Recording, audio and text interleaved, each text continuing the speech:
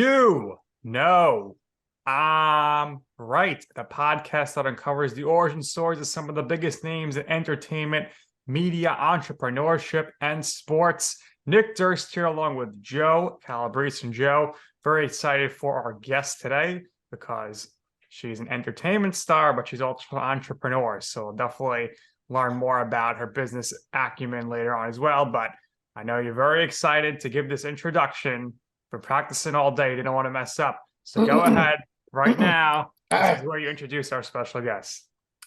Well, you say we do sports, we do entertainment, we do entrepreneurship, business and stuff. But at this rate, we're probably going to exclusively become a Big Brother and reality TV podcast because at the rate we're going, this is incredibly insane. But yes, I'm very, very thrilled that we have a very special guest on with us. Have I been practicing all day? Neither of you will never know. But she was a former contestant on Big Brother. Nick and I, we love Big Brother. She was also a contestant on The Challenge. So that's a little more of Nick's forte.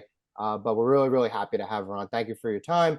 We welcome Alyssa Lopez to the show. Alyssa, how are you doing today? Good. That was very good. If you practice, I give it a 10 out of 10. So that was good. He nailed it. He nailed it. He's very now it's gonna go to his head there. But we're excited to have you on. And obviously we can tell by your fan being on, if you're watching video, you're in a warm climate. We're up here in New York, freezing. So you're a Florida girl and you spent some time all around Florida. Joe frequents Florida quite often, goes down there a few times a year. Alyssa, what's your favorite part of Florida? Definitely just living near the beach. I mean, my old place, I'm staying with a friend right now, but my old place was 10 minutes away from Siesta Key Beach. So it was so nice. I had this like secret access code to this condo. I'm probably, if they catch me, I'm in trouble, but I know the code. So I just go and I get free access to like a beach area where I don't have to worry about like public parking. So it's really nice to just go see the sunset. I go probably twice a week. That's unbelievable. I had family once upon a time that lived in Boynton Beach.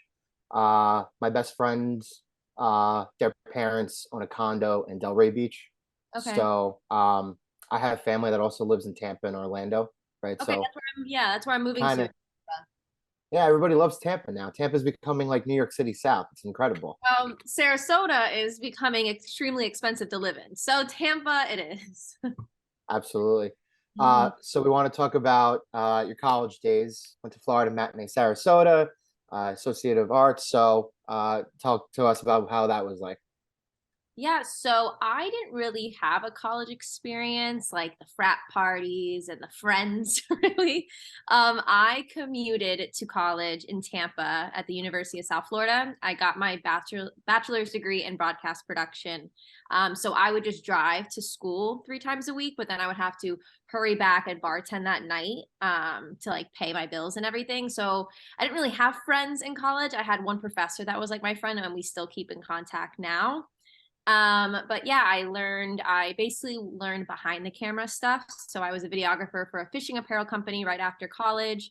I have my drone license as well. So it wasn't until Big Brother where I started getting in front of the camera. I usually like behind the camera. Sure. I mean, that was like Nick and I until we started the podcast.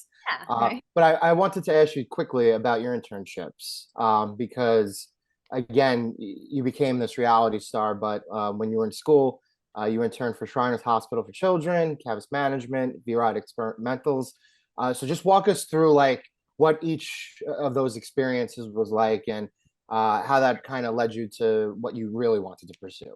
So with the Shriners Hospital, it's kind of funny. I used to work at Hooters, and you get a lot of charity events and organizations you get to like attend to, and that's how I met them at an event with Hooters, and they needed someone to work with social media. So I worked with them for just over the summer to just learn a little bit more about social media and what they do to promote the hospital and stuff like that.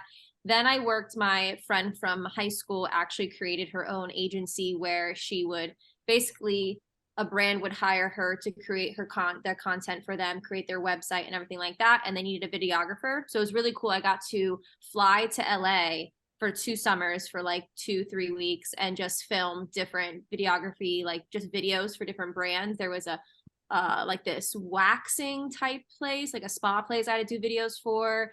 There was this women's health one I had to do, as well as this girl was doing her own fitness workout. So I edited and filmed her workout videos that you would subscribe for. So I kind of did that. And I just always loved videography. Even when I was little, I was the one making these really cheesy music videos with my friends. And I just like doing it and I like editing it. So I've always been kind of a video nerd. And then I didn't know it could be a career until I started talking more with my one professor at USF, where I started doing more like broadcast production. I started doing drone videography and stuff like that. And again, Hooters, a Hooter regular, got my old boss in contact with me. He owns a fishing apparel brand, and they wanted a videographer. So I got in contact there, and then I got the full-time job after college.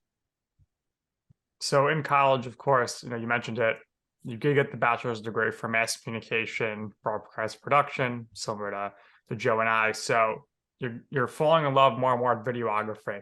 So when you first come out of school or when you're about to graduate, were you saying to yourself, this is definitely the path I want to go to, I want to be in this field? Or is it something where you said, this is kind of falling into me right now, let me try this, and then maybe I can reevaluate moving forward? No, it's always been like my passion ever since I was little. I always loved editing videos. I would do like freelance stuff before college. I just loved videography, mainly the editing aspect. I just think you can be super creative with it. And I realized I always liked learning something new. So when I worked with the fishing apparel brand, every video I created, I would try to learn a new effect and try to learn something else. And I enjoyed doing it. And you guys know editing videos takes hours and days. And I still always love doing it. So that was really cool. And it just kind of fell into place perfectly where I got in contact with that guy for the fishing apparel brand. And after college, he just signed me full time. So I was able to just go on boats like miles out in the ocean in Miami and just film these guys fishing and the gear. It was a really dope job to have, like my first big girl job. And I always wanted to continue doing that, but then new opportunities kind of presented themselves that pushed me back from that opportunity. But now, I mean, we can go talk about my agency now where I can kind of still do that a little bit, but I do miss the drone work and the video editing.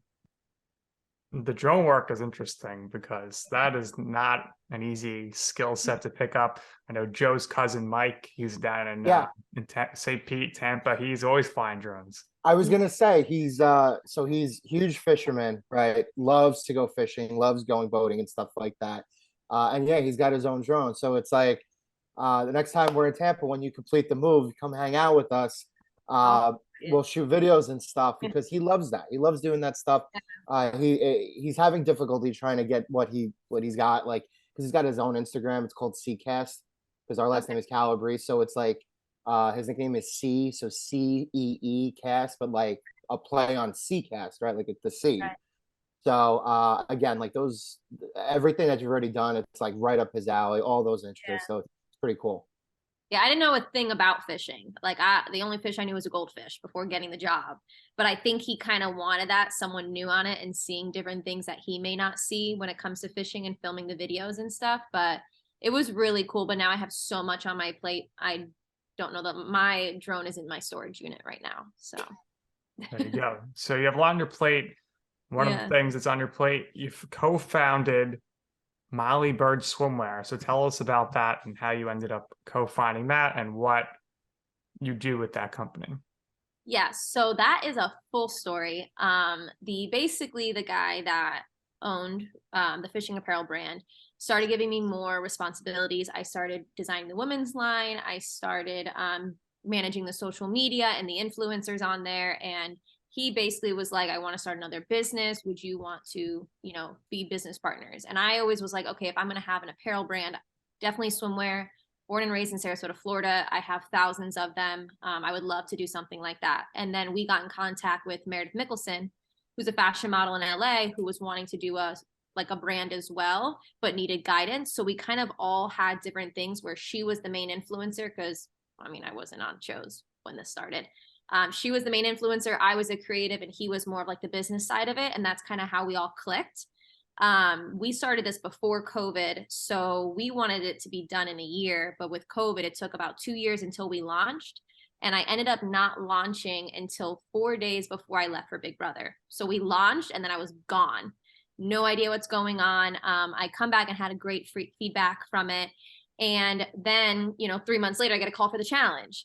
And I just realized, and I went on the challenge, and then they called me for the Ride or Dies one. Obviously I didn't do it, but I'm realizing, okay, this could maybe continue doing something, or as well as now I have opportunities to travel. I have opportunities to work with brands and do this, where selfishly I wanted to kind of choose myself and be able to experience things at this age, because sooner or later I'm gonna have to just relax and settle down.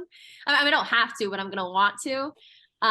So I actually went ahead and closed down Molliebird and made a decision, just because what I'm doing now and where my life is at right now isn't really a swimwear business owner mindset, where I'm just disappearing and I have so much role in the business that if I leave, no one else is doing that. So putting that plate on other people, I just felt like it was kind of selfish, but in a positive way. I just wanted to kind of embrace this new adventure and kind of have fun with it.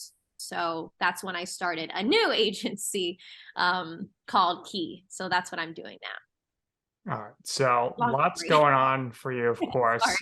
So it's very interesting. So I want to touch on the agency, but first, since you brought it up, who would you have had as your partner on Ride or Dies for the challenge? I can't say. They gave me a few options. Oh, they actually gave you options. Okay. They gave me options. One, I said no. One, I said, no, I'm good. One, I said, all right, let's do it. But I wanted Christian, because it's called Ride or Dies. Me and Christian still talk almost every single day. We're best friends. We support each other through everything. Like he is like my reality TV ride or die. And I was surprised they didn't pitch that. That's the one I was pitching. Interesting. When we had Christian on our show, at the end, I was like, Christian, can't wait to see you on the challenge. He started laughing, and I don't know what happened, because I think he would have been great. I don't know. I think there's obviously there's a lot of aspects to it and stuff. And I was even trying to pitch, like, we don't have drama, but I was like, hey, we're exes. I mean, you're not going to have a team that's exes, but we're really still close. But I don't know. I was hoping he'd be on the USA one too. But he has so much going on with his new music career and acting and stuff that reality TV isn't something that's like, oh my God, he really wants to do.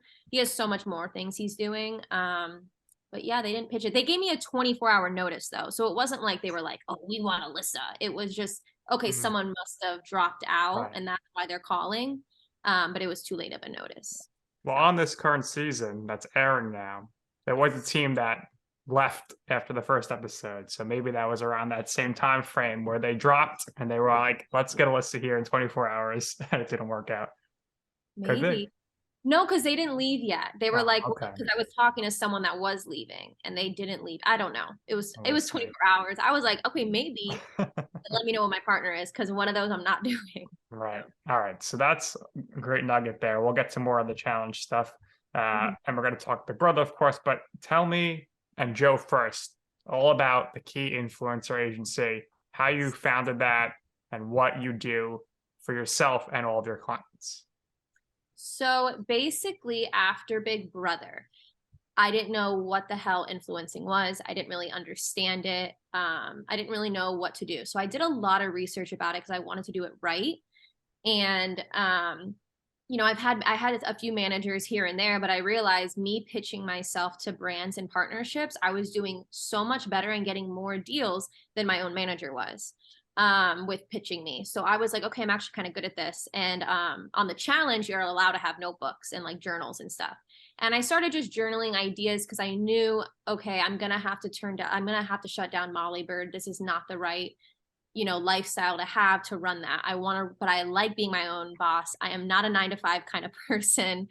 And I want to be able to do these experiences, but still have something to lay back on. And that's when I kind of had the idea where I could have an agency. I'm in the realm of influencing reality TV people. All of my friends are doing influencing as well. So I have that connection where I can easily bring people on. I have the videography aspect where there's some influencers like my friend Derek from Big Brother. He's so busy that sometimes he'll not do a brand deal because he doesn't have the time to edit it, where I can hop in and help them edit it, help them with captions, help them with editing photos, and kind of just add that to it too. So I was talking to Angela about it on the challenge. She was like, Alyssa, you can literally, I'll be your first client. And I started talking to more people and they were interested. And that's kind of how it developed. So it's called Key Influencer Agency. And I just think ours is different because it's by influencers for influencers. So there's no middleman needed. I don't need to talk to somebody that a brand may not know. I'm a verified account that they're going to answer much quicker. I only work with like really high quality influencers. So brands are going to know, okay, she's an influencer herself. She's going to understand the concept. Also, I kind of connect more with my clients than a brand manager because I can relate to the stress or what they don't like or don't want kind of thing. And I'm friends with them. So I'm pitching them at something they're going to actually like, so it's kind of nice. It's my friends. I can easily contact them. And that's kind of how it started. And I'm really enjoying it. I get really excited when I get my friends deals or they get excited about something. I don't know. I feel like I did something right. But it's gone really well, actually. I've only been really grinding on it for like 4 months and we've already had a handful of deals. So it's a lot of fun.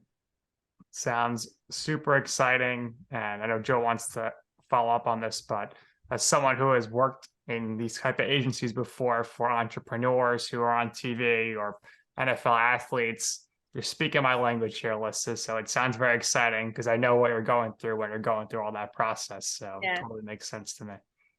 Yeah, he's very humble about that. Former NFL players. Yeah, am I allowed to say it or no? Sure. Am I? Go ahead. Well, he used to work for Damon John from Shark Tank, and he used to cut up and do social videos for Rob Gronkowski. Yeah. Okay, cool. I want to start adding clients into like the NIL, like the name, image, and likeness, because I do have a client of mine that is going to be signed in January, and he's like a 5-star athlete and everything. So I'm actually starting to get into the sports realm a little bit to add to it. I don't know a thing about sports. I'm learning. But that's something I want to add to it too. And I just want, I get them, not just deals, but they go to events, podcast interviews, just to help them branch out. Cause sometimes if you go on a show, you only kind of get known for that. And you want to be able to branch out where someone looks at your Instagram and they're not following you because of Big Brother. They're following you because they like your content, and kind of help them with that as well. So Nick and I have extensive experience in sports and know a lot of people. So if you need help in that regard, we're here as resources. Yes.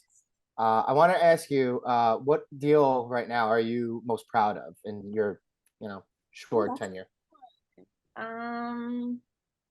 I did just get one for my client with Revolve, which is a big clothing line for women. That's a really good one. I'm trying to think of my favorite one. I don't know. I have about there's 25 that I just was looking at it today. I would say Revolve is really big. We've done Farmer's Dog, we've done Curology, Athletic Greens. I just added a TikTok couple, so we're getting some baby stuff too. Row Wellness is something we're doing. So I like that it's kind of broad. I have people that are in the fitness or in the fashion, in family, and TikTok. So it's kind of like those, but a bunch of those I'm really proud of. So, but once I get one for my athlete in college, I'm going to be really proud of that one. So that's sounds good. I'm sure it'll happen soon. For you, Alyssa, did you watch Big Brother? Were you a fan? What made you want to audition for Big Brother, and what was your audition process like? I have watched Big Brother since I was 9 years old. I'm a super fan of Big Brother. My dad showed me it when I was a kid, and we just always would watch it. And whenever people are asked what's your favorite childhood moment, I always say that. My family was kind of rocky when I was a kid, but I always knew no matter what we were going through, we were always watching Big Brother. So I just always had joy when I thought about it. And once I got in my teens, I was like, I'm going on this show. When you watch it, you're like, I would do so good at this.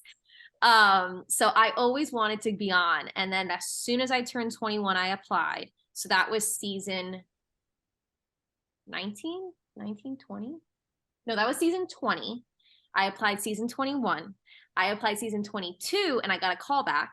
I made top 60. This was before they found out I was all stars. So I made top 60, and this before COVID. they usually fly you out, the top 60 to LA. So I had that all scheduled out, and then COVID happened, and they're like, okay, we're pausing right now. And that's when they emailed me and said, okay, we're doing a different route. And then in January, they called me and was like, hey, you applied last year. Are you still interested? And then that's when I went through the process. So I technically applied 3 times because I didn't have to apply for BB 23. So that's Third time's the charm. yeah. So that's Took what the words right out of my mouth. Damn it. That's what I Damn it. said. Yeah, it was my dream. I literally have a 23 tattoo on my arm because it's not really just the concept of Big Brother, but like that was literally my bucket list goal. It was Big Brother. I had vision boards from like 20 to like 23. I always had Big Brother logo in the center of it. Every time I'd wake up, I'd look at it. So it was like die hard dream. So it was pretty crazy. I tell Nick to write down his goals all the time. He never listens to me. Vision boards. Vision boards. So when you find out you're going to be on the show, there's a very, very small window of time. They really put you through the ringer. So what was your reaction on the third time's the charm to find out that you were actually cast for the show? And what was that very brief time period like? How hectic was it to try to prepare to get ready to go into the Big Brother house? I mean, okay, so they tell you it's like top 25 and they're going to come film to get more content. And I'm like, okay, you're coming 2 weeks before the show's supposed to air. 25 people, there's no way they're flying out to see 25 people. I'm at least an alternate. It's kind of like what I started to like realize, like they're coming to do like the key thing. And they tell you to be prepared and be packed. So I remember we filmed my key reveal in my Molliebird office, and they were in the conference room and I was in my office with my best friend that was there. And I was like, oh, I have to go show you guys something. And they're like, no, just wait in there. And as soon as they said that, I go to my best friend. I was like, they're hiding my fucking key. I know they're hiding my key. I know this. Sorry, are we allowed to cuss on here with my broken nail? We can get away with it once or twice. Okay, so sorry, because it might happen a few times. That's what the challenge laughed at that when me and Enzo were partners, because we kept cussing in interviews and they were like, guys, we can't, this is CBS. But anyways, yeah, so they hid my key in my swimwear rack. So I kind of had a feeling, but it felt surreal. Like I kind of didn't think it was real and it was just weird. And you leave that day. They're just like, yeah, we're leaving tonight. So as soon as you're done filming, I had enough time to hurry up and shower and have soaking wet hair and go to the airport. Then you're stuck in a hotel room because of COVID. 9 days. You don't leave that room. You only leave the room real quick to do like press and stuff and like COVID tests, but like you don't leave that room for 9 days. I was kind of going crazy a little bit. You know, it's not just some house, it's just like a hotel room. No TV or anything? You have a DVD player. Okay. It selects videos. So I finished Everything. all of Breaking Bad. I finished all of Dexter. I started doodling a lot. You get puzzles, but they only have like 5 puzzles. I did them all twice. So it was, you started really losing it in there. But finally you get to go. It still didn't feel real. Like it was weird. So kind of when you find out like they're gonna come film, did you go on a shopping spree? So you had some stuff ready to go, and also then you mentioned with COVID, was it nice to get in that house, take off the mask for the first time in a year or two, and just be free to breathe for a while? I mean, breathing in a closed like science experiment, I guess. Right.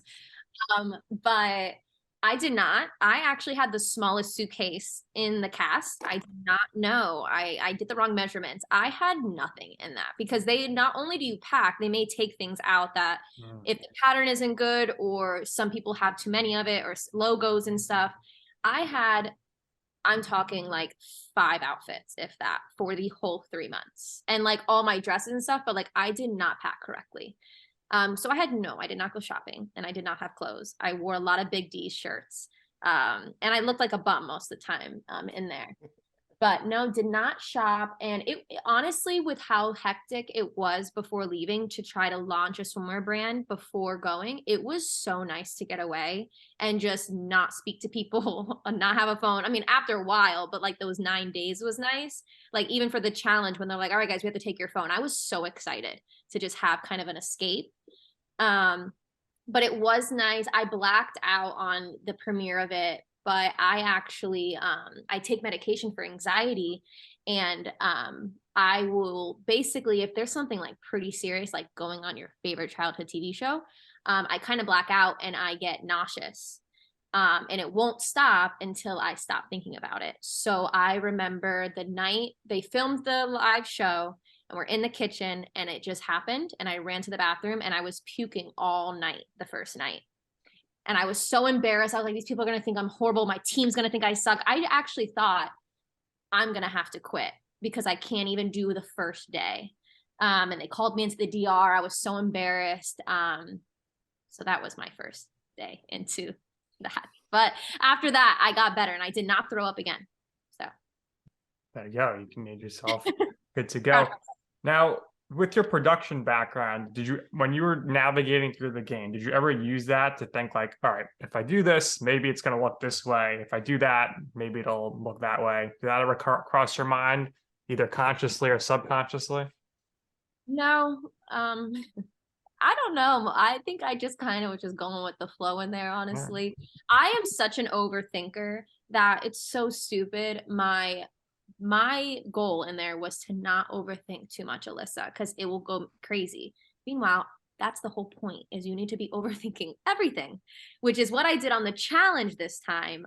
So I thought my negative trait of overthinking was negative in Big Brother. So I kind of just like went along with things. And also being nominated the first week, it was like, okay, I really have to just go with what everyone's saying, because clearly I did something wrong the first week. And the first week being nominated, it's hard because no one really wants to talk with you, but then they feel bad, but then like they don't want to be associated with you or be seen with you, kind of thing. So it was really hard kind of navigating that. And then losing my number one person in just the first 5 weeks. I had like nobody where like I felt like I could trust. So I kind of had to play that whole go with the flow kind of mentality, because anytime I thought of a plan or try to execute something, somehow everyone would know. Meanwhile, I didn't know the whole house was working together with the cookout. So I was like, why does Kylan know what I'm doing? I'm not even working with Kylan. So it was like, I just have to shut my mouth and just say yes and agree and promise whatever the people want me to promise, because I just was kind of on my own kind of feeling. Well, at least you didn't get paranoid, because paranoia causes you to go out of it. You saw Frenchie was the most paranoid I ever seen in a week. That was just intense. So you didn't do that. You did a good job for the most part. Obviously, nobody knew what was going on in the big scheme of things. But for you, what was your favorite part about being on the show and your least favorite part about being on the show? My least favorite part was the slop. I had to do it the most out of anybody. And you didn't throw up. Yeah. Oh, yeah. And it was just the first week doing it. I mean, I had the best weeks doing it, I will say, because the first week I already was not eating a lot because of my anxiety. The second time I was on it was when Kylan had his BLT punishment, sandwich punishment. And basically that they would say, oh, you have to feed all the women a sandwich. And if any of the girls didn't eat theirs, I got to have it. So pretty good. And then the third time, something happened. The third time was Labor Day, and they let me have some of the Labor Day food or something like that. At what point in the game does have not stop and you're able to eat? Oh, the week I left. Oh, okay. Week I left. Yeah, that was my least favorite. My favorite was the competitions, because everything is so, it's like the days go by so slow. You're doing the same thing, waking up to the same noises, the same bedroom, the same people. So having like something to be excited about, like we would get so excited wondering what it's going to be. And they're always so like corny and extravagant, so that's probably was my favorite, because that's all we really got excited about. That's all we had. So what was the worst competition to compete in while you were on the show? And you could also answer what your favorite or what your the best one was, because as a super fan of the show, you know, you get up for certain competitions, you're ready for them, right? So I did win two of the most legendary competitions. So I'm gonna say my favorite were Zingba and Otev. And my least favorite was either the second one where I looked like a complete fool with the bucket of water, the Funtan lotion, running around with the water because I didn't know what I was doing. And that one, and the one that I thought I would do really well at the I like endurance, like the wall comp I did really, really good at. So the spinning circus one, I thought I would do good, and my anxiety just like I started getting dizzy. So as soon as I start getting a little dizzy, my anxiety is like, oh my God, you're gonna throw up, you're gonna do this, you're gonna do this. And it made me even more, and I just blacked out and fell. Within like the commercial break didn't even happen. So I remember holding on and I was like, Julie, stop talking and get off the air so I can drop. Right. But yeah. So what was your least favorite thing about the house, not the show, the competition? Was it maybe the fact that you maybe had to share a room with somebody who snored? Was it the constant lights on your face? You know, the lack of daylight, the one bathroom? What is something that just really bothered you? I mean, our house was really clean. Like we had weekly cleanings. And I always heard like people would come in, like when they would have people host competitions, they'd be like, the house is disgusting. And like I didn't really feel disgusting. We were always cleaning. It was probably the lights, because you're not just waking up, you're going to bed at like 3 a.m. and then you're waking up at 7 a.m. and it's like bright studio lights. I'm not talking just regular bedroom lights, like those, like I have a ring light and it's hurting my eyes right now in front of this, but I'm talking hundreds of them all day long. Can really, that's why a lot of people wear sunglasses, because it gives you like pretty bad headaches. I would say that. so Nick always asks this question, so it's my turn to ask it. Mhm. Eviction night, right? You can see Julie on the TV, but we always ask because every season is different, right? So there seems to be this coordination that when you go into the diary room, everybody's always complimenting Julie on how she looks, what she's wearing, right? So talk about like a scene from when you were on the show and you guys were coordinating what exactly you were going to say to Julie and all that, because it's kind of seems like tradition at this point. Nick never understands it. He's like, I don't, you can't see Julia. You can't see her in the diary room. How do you know she looks good? yeah, we see her on the TV, Right. but I never complimented Julie. I was so focused. I was like, I cannot be that person that says the wrong name to evict. I was always practicing. I vote to evict. I vote to evict, like before going in. So I was not thinking about that. I don't know. I think Hannah mainly did it most of the time on our season. I haven't finished watching our season. But no, I mean, I didn't. I was just focusing on making sure that I did not evict the wrong person. I don't know. And you still haven't watched your full season yet? No, freaks me out. Wow. I haven't even watched the new season. I can't. I don't know. You have I PTSD. try to force myself before the challenge. At least I got right into Zingbot, is like I think the episode I'm on. I just have no desire to. I don't know why. I don't know if it's because I lived it, but at the same time I lived the challenge and I watched that. I don't know, but it gives me such anxiety.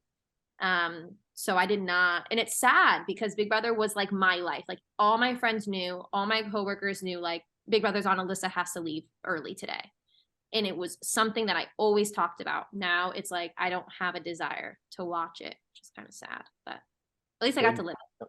Big Brother PTSD, right? It's real. It It is is real. real. Yes. So if you were on a different season, do you Mhm. think you would have won? Do you think everything would have shaken out differently? And follow up to this is, on a previous season, is there any particular house guest or person that you would have liked to play the game with? I don't think I would have won. Uh, I think maybe I would have made it farther because I wasn't a threat. So I think if the cookout wasn't a thing, that's why I was just so on my live eviction. I definitely won't watch that one. But I was so confused why no one was listening to me. I'm like, I'm sitting next to Kyland. You guys, any of you, I already knew when Christian left, I was like, there's no way I'm winning this thing. But I felt like, okay, but I'm not a threat and I'm all alone.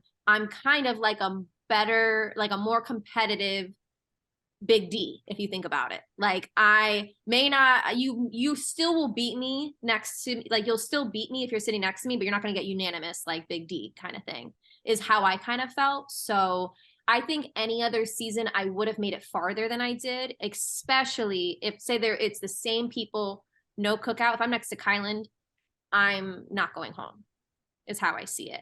So I think I would have made it farther. I don't think I would have won. And anyone I would have loved to work with is Jessica Nixon from Big Brother 19. I've always said she's my favorite in all my Q&As for Big Brother because I just loved her on that season. She's kind of like the reason like I wanted to like really apply because I just thought she was like, I liked that she didn't want to follow like and be a Paul's puppet in that season and wanted to play her own game and didn't really care what Paul had to say. And everyone else was just up Paul's ass the whole time. And she was just like, no, I'm going to do my own thing.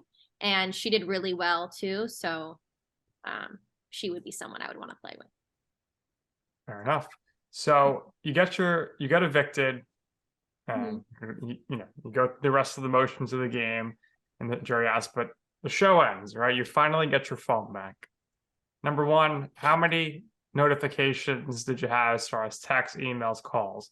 Number two, when you opened your social media platform for the first time, how much of a difference was your following from pre-show till post-show?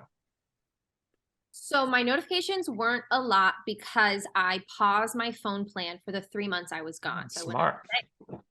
So if anyone was texting me or calling me, I just didn't get it. So I had still a good amount because I think it started up, like we left like at the end of that month or something. And I like started it that month. So I had a good amount, but anyone that messaged me first, when they first found out, I didn't have it. So I honestly don't remember, but my social media. So I had about, I think I had like, it was like 10, 11,000 followers through Hooters and everything, which it was like 80% of my following was creepy men. So then getting off the show, I think I was at like 80 something or 70 something or something like that. And it was great because it was 80% women. And I loved that so much because I was like, okay, I don't want to feel like I'm posting for someone creep to look at, you know, like it was nice that it was 80% women. I had a lot of, I did a lot of cameos and stuff like that. And a lot of them were like young college girls. And I was like, okay, I love that this is my fan base. Like I was super excited about it. And it was great for brand deals as well. So it was like a big difference. It was weird. I don't know. It's still weird. There you go. You're still adjusting, but it's the reality now. So you find out that CBS is going to do the challenge. You get contacted for that. So before you hear about this, were you a fan of the challenge? Did you watch any previous seasons? Yeah, I was a big fan when I was in high school. I watched it all the time. My older sister is like a bigger fan than I am. She's watched every single one. I definitely watched it a lot in high school, and I kind of fizzled out just watching TV in general, watching it. Like I haven't watched this one. I don't even watch TV really anymore. But I definitely watched it in like high school. I loved Leroy, CT. I loved Cam, and I always liked seeing those people. I remember I think the last one I watched was Leroy's last season. So not too long, just a few seasons ago. Yeah. So I definitely watched it before. So I knew what it was. So what was unique about this is you guys kind of had some time to prepare to be leaving, whereas a typical challenge, maybe you get a week's notice. So what did you do in order to prepare to go into that game and be on that show? I have this weightlifting coach who's been my weightlifting coach since high school. We reconnected years later, and he's like, come work out whenever you want. So I would work out with his athletes and stuff, and he actually was nice enough to have private sessions with me 3 times a week, and I was just working out with him when I can. I was doing my own workouts when I wasn't there. I was doing more puzzles and stuff on my phone, like different apps, different puzzle apps and math equations and stuff. So that was kind of like how I was preparing. And yeah, that was kind of my schedule. Do you think that you would have completed the final? I don't know, because it's always easier to say you could do it when you're not the one doing it. Just like how, like, that's like what reality people's hate, like most hated thing is like when they're like, I would have done this, or I could have done it better because I would have done this. And it's like, you don't know unless you were there. So the one thing is I hate the cold and I'm much smaller than everyone else. So I feel like if they are numb, I feel like my body may have not been able to because how tiny I am. But I do know how to play Sudoku. So I know how to play that. So I think I would have, I don't know, but I know I don't like to quit and I always push myself no matter what. I have a great mental toughness is always what I would tell people, you know, don't throw me in. Like I have a good, I may not be the strongest girl and I was very insecure going into the challenge, but once I saw how well I was doing and how some girls that were super muscular weren't doing as well, I was like, it's not always about the show muscles. Mm-hmm. And if you don't have like if you don't have the mental toughness, the physical toughness really doesn't matter. Like the one physical competition on Big Brother was the wall comp. And I was just zoned out. I wasn't talking to anybody. I was just like not thinking about it. And like that was like, okay, I have mental toughness. So I feel like I would have pushed myself, but if my body couldn't move, like Kayla literally had hypothermia. If my body couldn't move, I don't know. So right. So on the show, you and your ride or die, Derek X from the show that was, you made the big move, you got some revenge. Going into the season, I mean, you kind of probably knew who was going to be on. Yes. Now, the people you ended up targeting from your season of Big Brother, they probably must have been under the assumption we're all going to work together here. When did you and Derek X, you know, come together and be like, no matter what, we gotta get some revenge here. We gotta get out some of the cookout members, and that's ultimately what you did. So it wasn't like this elaborate plan. And it wasn't like, no matter what, we have to do this. We have to get it done. Because it wasn't until 2 hours before the elimination was when me and Kylan decided to put X in. That wasn't even like, I know how they make it seem. It was definitely an idea of ours. Like, and me and DX are one of the goofiest people you'll ever meet, and we don't take these shows seriously. So we were like, oh, you're going on? Listen, we can't get got again, you know, like laughing about it, joking about it, like, yo, what if we did this? That would be kind of good, you know, like it was never like we need to get this done kind of thing. We're just not like that. And honestly, we didn't even think we could even get as far as we did. We were like, we're leaving first. So it was really just something funny like that. It was never deep or personal or like we were so upset about what they did, because I was one of the most biggest supporters of the cookout. I always talked about it. Anytime anyone disowned it, even my close friends or family, I was like, no, there's a reason why they did this. I'm not upset about it. As soon as I found out about it, I was excited about it. It all made sense to me. And that was never false. That was never a lie.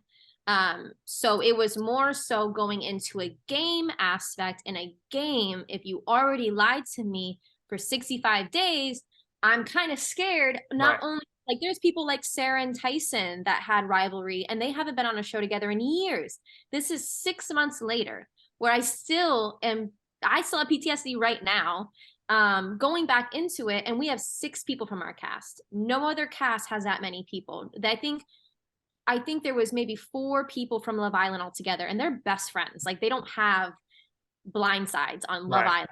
So having 6 people, 4 people that were completely against you, going into a new show, it's like now I'm overthinking everything where I didn't overthink. I need to overthink everything you're saying. So it was an idea. It wasn't something set in stone. It was like, if it makes sense.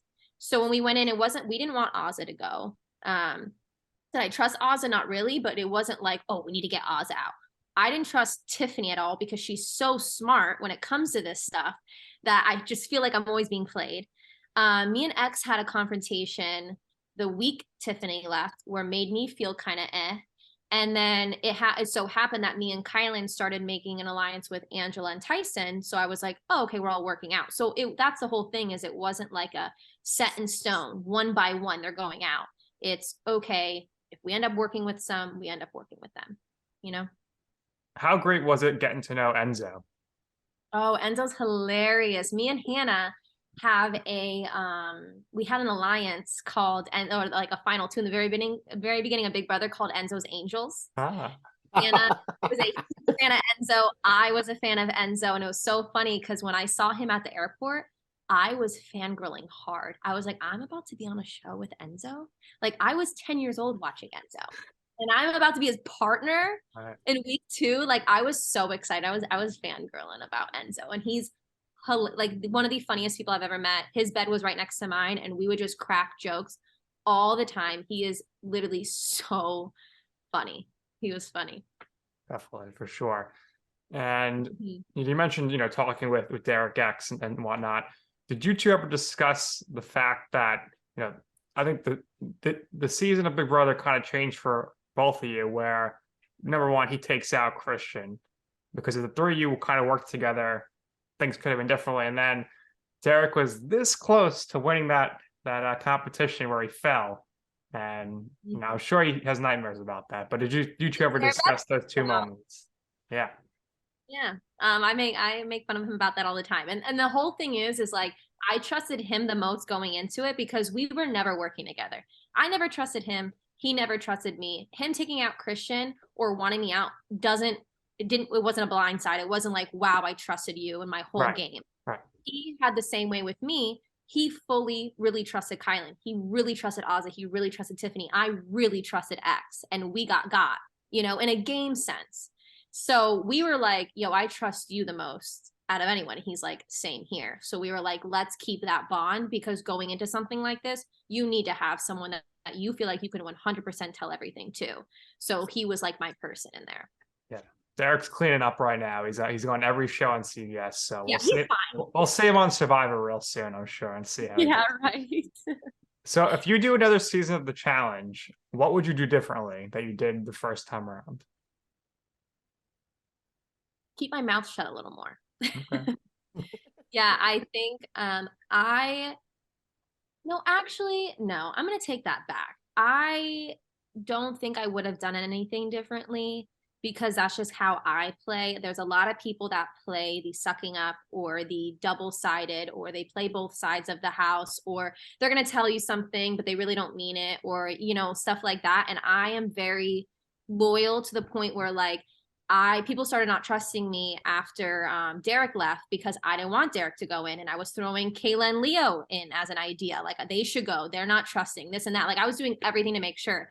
When David put him in, I was pissed at David. I was like, David, I'm not working with you. I don't trust you. I don't care.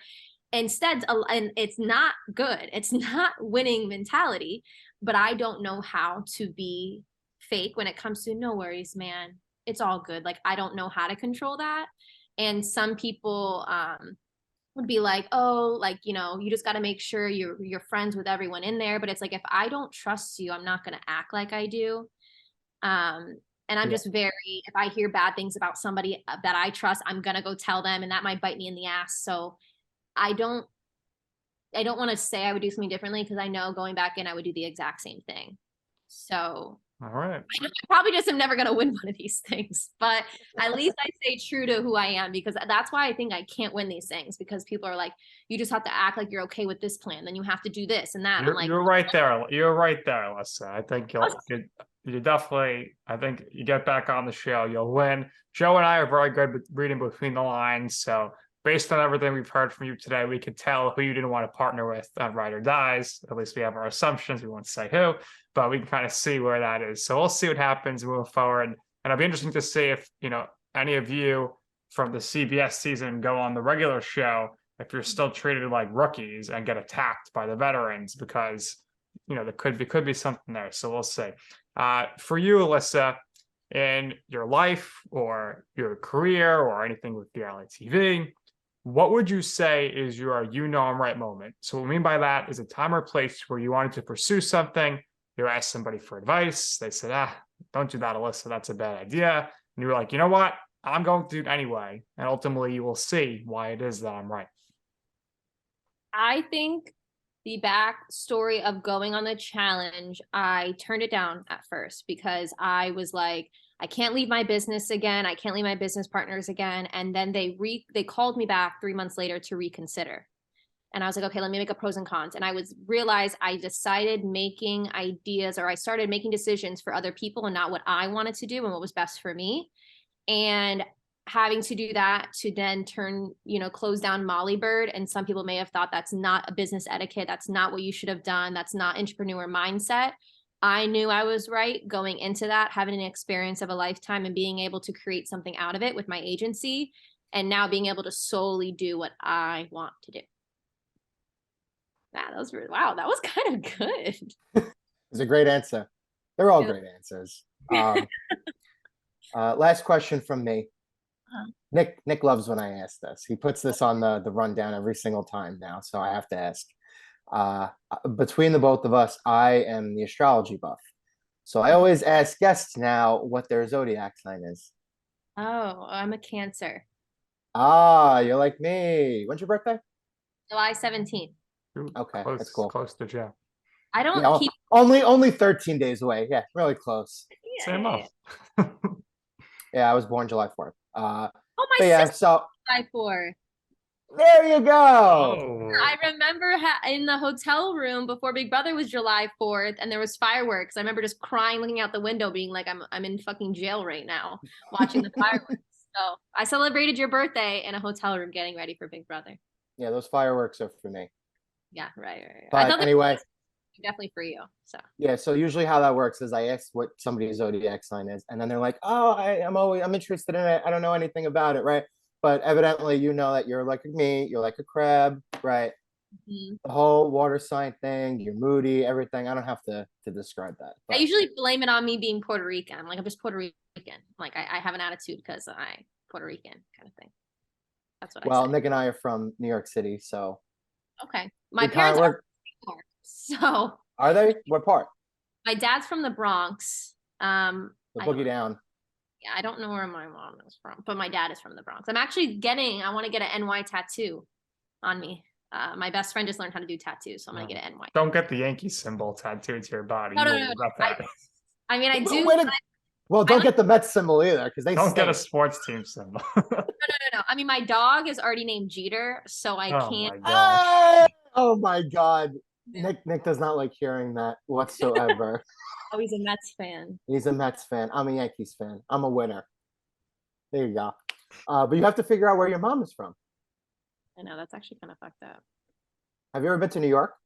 Yeah, I go all the time. I was supposed to go in December, January, but then the hurricane happened here, so it canceled my flight. But I used to go every summer to see my family. So awesome. Family's in the Bronx? Huh? Your family's in the Bronx? My family, I have some upstate in Montgomery, where I have to take like a train ride, and then my grandpa and grandma and my aunt live in Queens. Nice. Okay. If you're ever in New York, Nick and I know the best pizza places in and around the city to hang. So I go for the ramen. There's this one ramen place I always go to. Ramen. It's hysterical. Alyssa, we thank you for your time. We really appreciate this. Again, like I said at the top, it seems like we're becoming a Big Brother podcast. So hopefully we'll be able to continue that momentum. We wish you the best in all of your business endeavors. Seems like you still have a lot going on and a lot of really great things coming up. So again, we wish you luck. And what we do here is we always give our guests the last word. So if there's anything else you would like to share or promote, and certainly you do have a lot, but if there's anything else that you miss, go right ahead. And once again, thank you for your time. Oh, okay. I'm too awkward for this. You can check out my agency at Key Influencer Agency on Instagram, or my Instagram is AL3OsPE3Zs. So it's just Lopez really spread out. There you go. All right, so that's going to do it here for this episode of You Know 'Em Right. For our very special guest, Alyssa Lopez, for my co-host, Joe Calabrese. I'm Nick Durst, and this has been You Know 'Em Right.